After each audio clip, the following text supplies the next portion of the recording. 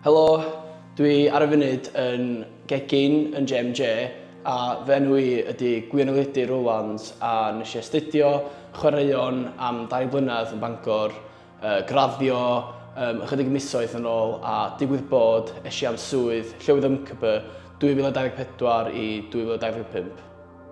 Profiad fi o symud fewn, ges I beint efo ffrindiau adra cyn bod fi'n dechrau pacio i'r Prifysgol a pam eisiau symud I fewn, nath mam ddod yna I helpu fi wrth gwrs a dwi'n meddwl mae o'n brofiad gwych o jyst symud I fewn I rwla newydd, ben dy hun a hefyd cyfarfod pobl newydd. I ddechrau, doedd pobl ddim yn dall fi'n siarad a do'n i'm yn dall nhw'n siarad, ond mae hwnna'n brofiad hollol naturiol. Un o'r profiad mwyaf rhyfedd nes I deimlo wrth symud I fewn oedd, dwi'n meddwl, wneud siopa ben fy hun efo ffrind. O ddechrau actual coginio ben fy hun, do'n I methu wneud noodles, ond cymaru sydd ydw I wan fi lot gwell a mae hwnna jyst yn wbath neu chi dod I arfer efo.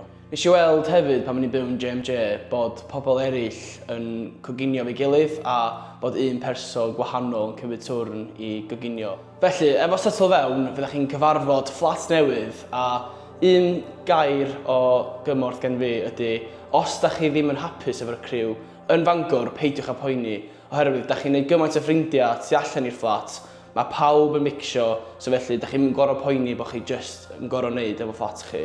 A oedd hwnna'n rhywbeth nes I gymryd I fewn a nes I wneud ffrindiau dros yr adeilad I gyd, ond hefyd yn y gymdeithas. Un wythnos nes I rili mwynhau o brofiad o symud I fewn oedd yr Wythnos Y Glas. A oedd yr wythnos yma di wneud fi deimlo'n gantrefol. Hwn oedd yr wythnos nes I gallu cyfarfod pobl newydd a hefyd nes I gallu gymdeithasu. Nes I ddangos gwyneb I bob un digwyddiad. Yn yr wythnos yna, mae'r Cymru yn trefnu digwyddiadau cymdeithasol trwy'r wythnos. A yn un crol pwysig ydy'r crol glas. A mae hwn pan mae bob un blwydd yn gwahanol yn gwisgo top gwahanol. A felly mae'n jyst yn noson dda, ond fyddech chi angen prynu pecyn y glas. A os da chi eisiau mwy o wybodaeth am hyn, cerwch ar cyfryngau MCB a mae'r manylion I gyd yn fan'na. Felly, tip gen fi ydy gnewch mwyaf allan o'r brofiad. Dangoswch gwyneb a dewch I bob dim.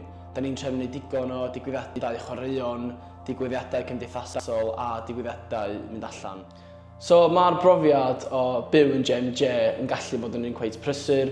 So wythnos fi'n edrych trio neu gwaith academaidd, felly Dydd Llun a Dydd Mawrth, a wedyn nos Ferchar, dathlu mynd allan efo ffrindiau, a wedyn Dydd Iau, bach o allan chill day, a wedyn Dydd Gwener fel arfer, trio gael y ffitrwydd fewn.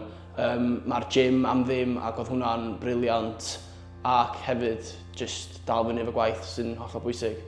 O'n i'n bersonol, o'n i'n licio mynd i'r study spaces, neud bach o waith a hefyd dal fyny ar y gwaith, o'n i ella di methu. So, fel mo fydd o'n edrych pam fyddech chi'n cyrraedd fflat chi am y tro gyntaf. Fel mo bysa'r stafell yn edrych pam fyddech chi'n cyrraedd I fewn.